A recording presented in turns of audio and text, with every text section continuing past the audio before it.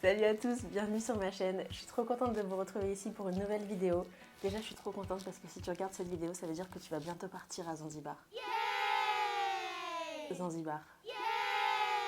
Je vais répéter une dernière fois. Zanzibar. Donc, je suis trop contente pour toi parce que Zanzibar, c'est vraiment une île incroyable. Et je souhaite à tout le monde de pouvoir la visiter. Et petite anecdote, dans 80 ans, il n'y aura plus de Zanzibar. Donc, il faut la visiter maintenant. Ou dans 2 ans, ou dans 1 an, mais maintenant quand même. Si tu projettes d'aller à Zanzibar, ou si tu pars là bientôt à Zanzibar, et que tu as plein de questions, et ben reste dans cette vidéo parce que je vais y répondre. Il y a beaucoup de personnes qui m'ont posé des questions sur Instagram concernant Zanzibar, parce qu'ils veulent préparer leur voyage. J'ai sélectionné les questions qu'on m'a le plus posées, mais si vous en avez d'autres en commentaire, n'hésitez pas à les poser, j'y répondrai. Je pourrais même faire une partie 2 si vous souhaitez. Et si vous kiffez mes vidéos sur Instagram, n'hésitez pas à mettre un petit pouce et à vous abonner si ça vous plaît. Donc voilà, on va commencer directement avec la vidéo. Alors en fait, le visa, il y a 2 façons de le prendre. Soit on le prend en ligne, soit on le prend directement sur place. Alors vous allez me dire, c'est quoi le mieux? En fait, ça dépend vraiment de vous.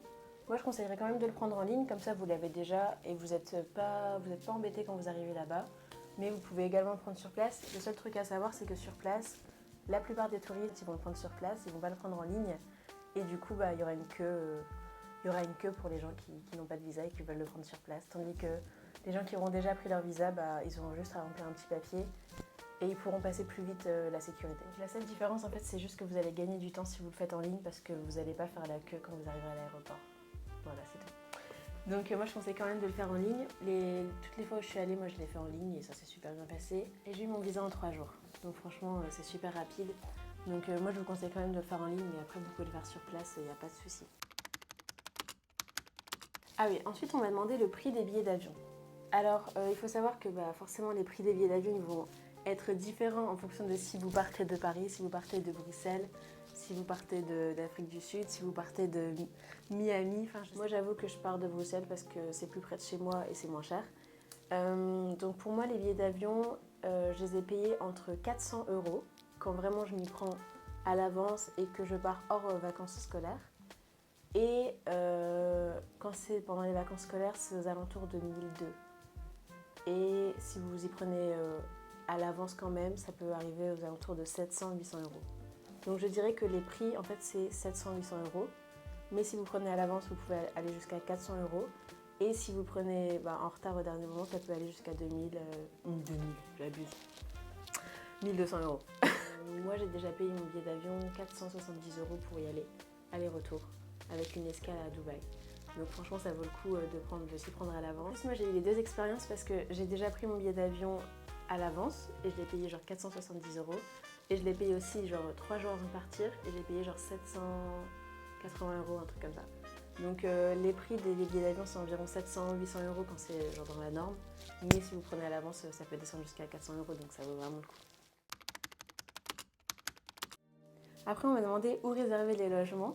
Donc moi je conseille vraiment pour Zanzibar de soit prendre un Airbnb, parce que c'est vraiment pas cher, c'est posé sur la plage, vous êtes bien.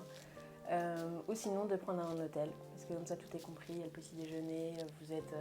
Quoique il y a des Airbnb qui font aussi le petit déjeuner, c'est bon à savoir. Mais ça dépend de ce que vous voulez comme expérience. Mais après, où réserver votre logement? Moi je conseillerais soit Booking ou soit Airbnb. Parce que c'est les deux trucs vraiment principaux pour réserver des logements. Et moi c'est avec ça que j'ai réservé, ça s'est super bien passé. On m'a encore posé la question, est-ce que le coût de la vie est cher? Non. Je le répète, non, c'est pas cher. Désolée, j'ai crié. On a cette image de Zanzibar en mode c'est une destination de lune de miel, on peut pas y aller si on n'a pas d'argent ou si on veut faire un petit voyage à petit budget. Non, c'est possible. C'est vraiment possible, il y a tous les budgets. Et du coup, faut pas vous priver pour Zanzibar en vous disant non, ça va être trop cher.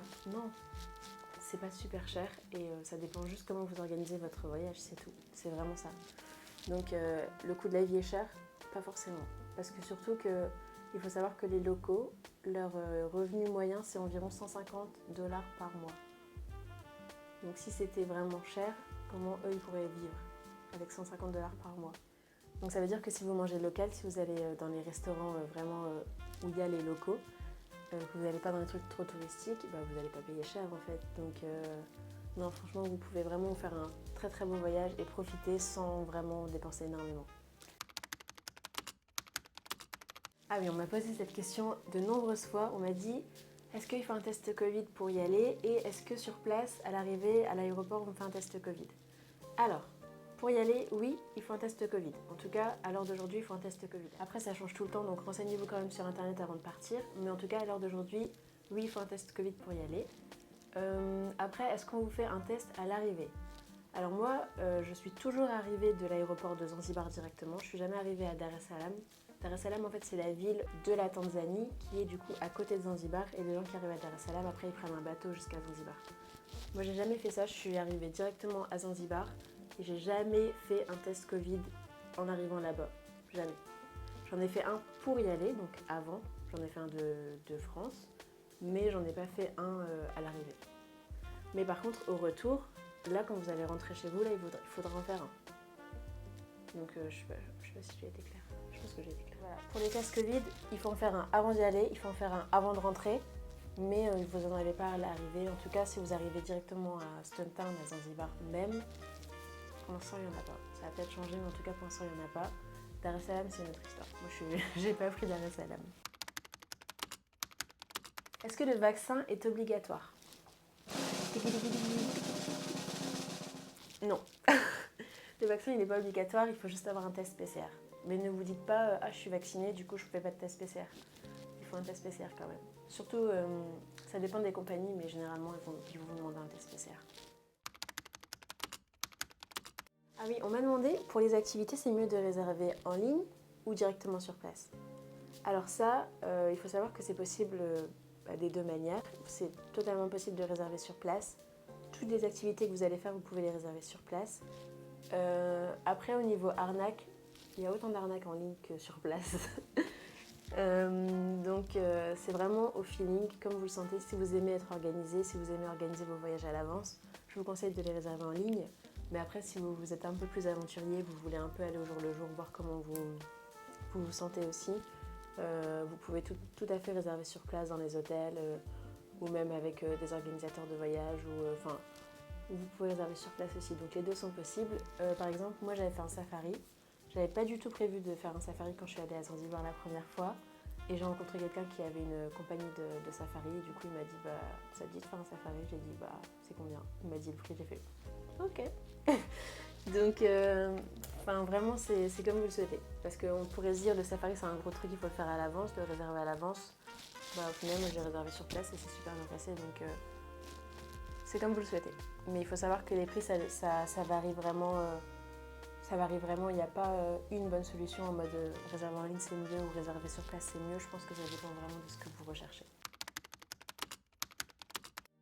Ah oui, on m'a demandé aussi, est-ce qu'il y a une ville qui est à proximité de toutes les activités?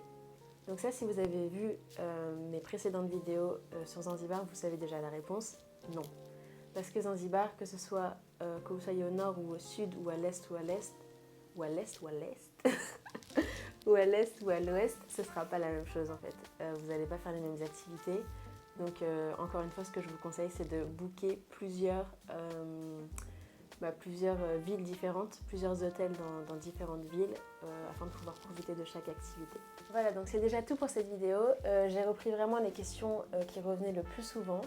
Mais si vous en avez d'autres, n'hésitez pas à les mettre en barre de commentaires. N'hésitez pas à vous abonner si ça vous a plu ou si vous voulez voir d'autres vidéos comme celle-ci. Et pour la petite info, moi je vais repartir à Zanzibar peut-être dans 1 ou 2 mois.